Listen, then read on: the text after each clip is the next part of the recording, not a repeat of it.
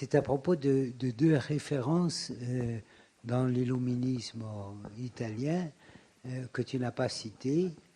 Est-ce que c'est parce que tu as focalisé sur d'autres références ou bien parce qu'elles te paraissent secondaires alors que dans des interventions précédentes, elles ont été mises en exergue? Il s'agit de Genovesi et de Vico. Non, elles me paraissent très importantes. Il faut savoir quand même que donc Paoli a fait ses études à Naples. Il faut voir ce que c'est que Naples à l'époque, hein, parce que maintenant on a souvent un peu l'image de Naples, la Camorre et les ordures dans les rues. Hein. Naples à l'époque, c'est quand même une des plus grandes villes européennes et c'est un centre intellectuel énorme. Hein.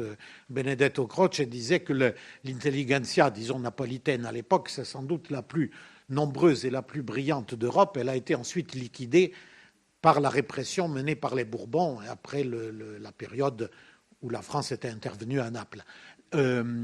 Mais il a été donc l'élève de Genovesi.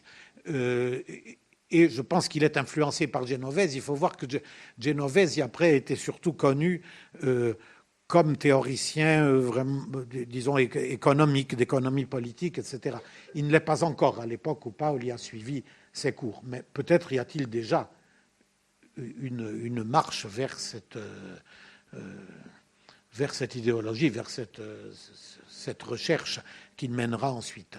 Et Vico aussi, oui, comme philosophe de l'histoire, oui, je pense que c'est probablement très important. Disons qu'ils ne sont pas souvent cités par Paoli.